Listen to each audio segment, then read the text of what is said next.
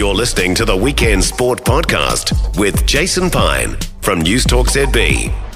It's been called one of the great Kiwi sporting feats of 2023. Hamilton's Simon Cochrane has won the iconic Ultraman World Championship in Kona, Hawaii, to be crowned world champion while smashing the race record by 44 minutes.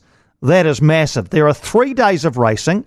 The event starts with a 10k ocean swim, then a 145k cycle. That's on day 1. Day 2, back on the bike for a 276k ride.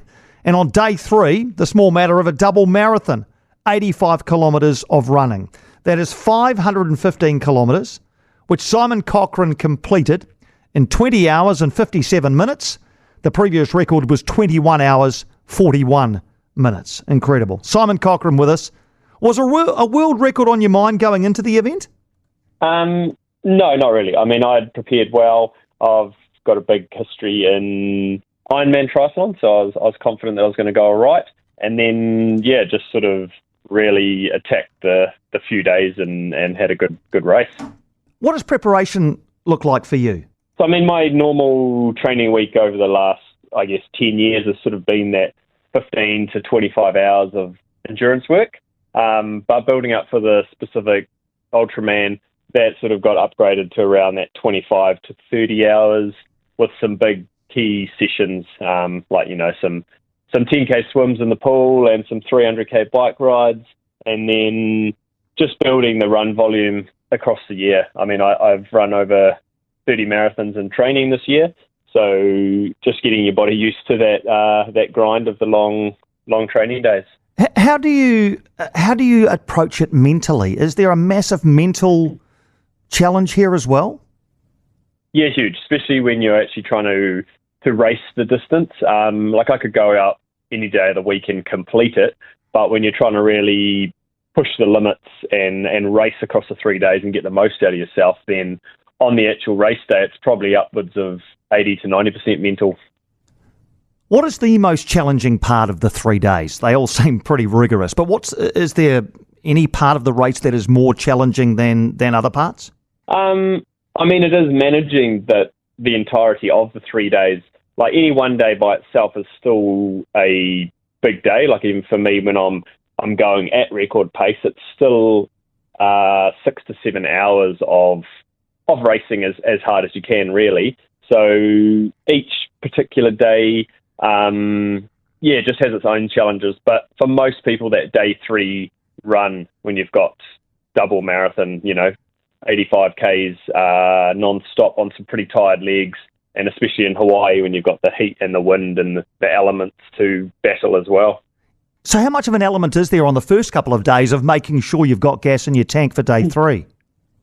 Yeah, big time. Like, especially the swim over in Hawaii, because the water temp's 27 degrees, but you have to wear a wetsuit because it's their jellyfish and stinger season, so you need it for protection, but that does make the swim overheated a lot in the water. So it is getting out onto the bike and managing your hydration, nutrition, but then also that evening getting enough calories in so that you're not starting the next day too depleted. And then obviously that multiplies again with the massive 280k ride on day 2, and then trying to get enough in but not going too crazy that you upset your stomach for the day 3 run. And presumably these are early starts as well, so sleep would be at a premium too, wouldn't it, over the 3 days? Yeah, I never have too much issue sleeping. No, I'd imagine not. No, I wouldn't imagine dropping off to sleep would be too much of an issue, but waking up from a sleep might be.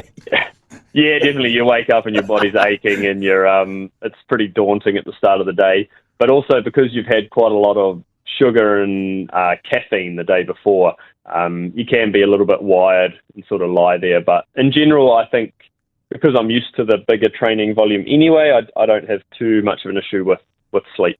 From here then, you've obviously this is something now that that has become part of your DNA. Is there another event to look forward to? Presumably not this year, but what's on the horizon for you? I'm off to Taupo 70.3 in 5 days, so I'll race that next Saturday. Okay, so there is. Wow, okay. Yeah, I enjoy racing, and if my body feels okay, then I'll jump back into that.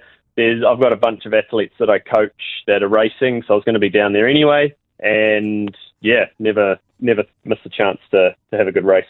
Did you involve yourself in a bunch of other sports growing up? I did every sport growing up, so I didn't really get into like Ironman and stuff till I was about 25. So at school I was playing rugby, I was doing rock climbing, I raced motocross, I did kickboxing. Big range of team and individual sports, and then really sort of got into triathlon, the long distance pretty much straight away. I was drawn to that and it seemed to suit me pretty well. What is the attraction of longer course? Because obviously we look at Olympic triathlon and it's it's bang bang bang, but what is the attraction of the longer course stuff for you and the very long stuff like Ultraman? Yeah, I think more the mental side of things nowadays. You can obviously get yourself in good physical shape, but you can have two people in the exact same fitness, but it comes down to who's willing to dig deep and who's done the mental preparation, which I really enjoy, especially racing some of the younger, fitter guys, but still being able to deal to them. What does that mental preparation look like? Well, I mean, I've got 15 years of endurance training now, so you're just learning how you deal with, the hard parts of not only races, but week-to-week training. So it's just getting the most out of yourself every day and just always choosing that hard option, choosing the hard sessions and not backing down. And then that gives you the confidence when you get to race day to know that you've done everything in your power in the prep, and there's no questions or anything that pops up in your mind. I remember talking to rower Hamish Bond last year, and he said something which really interested me, and that was that you have to learn to almost enjoy pain. Is that something that you've had to learn as well? Yeah, I think so, because if you're feeling that pain when you're racing or training, you know that you're digging deep. You know that you're pushing yourself, and you're trained smart enough, you're going to adapt from that. And I know if I'm racing and I'm feeling some pain, then I know that everyone else who I'm racing will be feeling the same, if not more. Well, it's an outstanding achievement, what you've done in Hawaii, world champion, lowering the previous race record.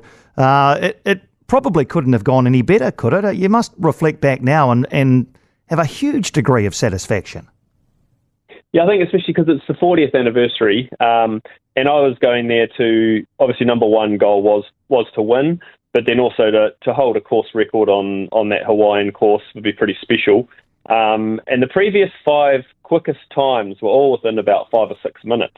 So yeah, to take 44 minutes off that course record is pretty special. Absolutely incredible, mate. Congratulations, and thanks for joining us. Ultraman World Champion, Hamilton's Simon Cochrane. For more from Weekend Sport with Jason Pine, listen live to News Talk ZB weekends from midday or follow the podcast on iHeartRadio.